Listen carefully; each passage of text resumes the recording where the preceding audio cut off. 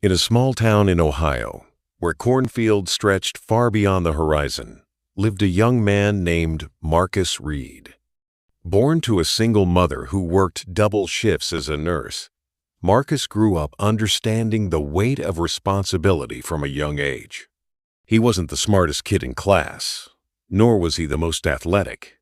But what set Marcus apart was a quiet fiera, deep desire to serve, to make life better not just for his family, but for his entire community. That dream took shape in high school when a guest speaker, an old, retired FBI agent, spoke about public service and the power of change from within.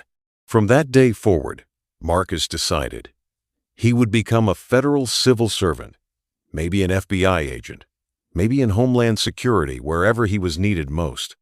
But dreams, as beautiful as they are, often collide with reality. Marcus applied to civil service programs fresh out of college, eager and hopeful. He was rejected. Not once, not twice, but 9 times. Each rejection was a blow. Friends began taking up corporate jobs, buying cars, and posting vacation photos. Marcus? He was working nights at a local grocery store and studying during the day for entrance exams, interviews, and background clearances. People laughed behind his back. "Why don't you just get a normal job?" they'd say. But Marcus wasn't chasing a job. He was chasing a calling. During his lowest point, after his 8th rejection, he nearly gave up. His mother sat him down, handed him a worn-out envelope. Inside it was a letter she had written the day he was born. It said, "To my son who will grow into a man strong enough to carry others. Don't ever let the world tell you you're not good enough. You were born to serve." Those words lit something in Marcus. He redoubled his efforts, sharpened his communication skills, worked on his fitness, and even volunteered at local shelters to better understand the struggles of ordinary citizens. Then came his 10th application. This time it was different. Marcus was accepted into a competitive federal civil service training program in Washington, D.C.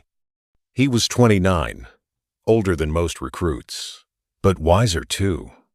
Training was grueling, but Marcus thrived. He graduated top of his class and was offered a position in the Department of Homeland Security. Over the next few years, Marcus helped craft critical policy changes that improved border safety and accelerated emergency response systems in disaster-prone states. He wasn't chasing fame, but word spread about the man who had been rejected 9 times, only to rise and lead with integrity and grit. Years later, when a major hurricane struck Louisiana, Marcus coordinated efforts that saved thousands. Reporters finally asked him, "What kept you going after all those rejections?" He smiled and replied, "I wasn't fighting for a job. I was preparing to be the man my community needed." Today, Marcus Reed is more than a civil servant. He's a symbol of perseverance. He visits schools, mentors aspiring public servants, and is building a program to help underprivileged youth enter government roles. His story is a reminder that sometimes the path to purpose is paved with rejection, self-doubt, and endless nights. But for those who hold on, not to the job, but to the reason why they started, the reward is far greater.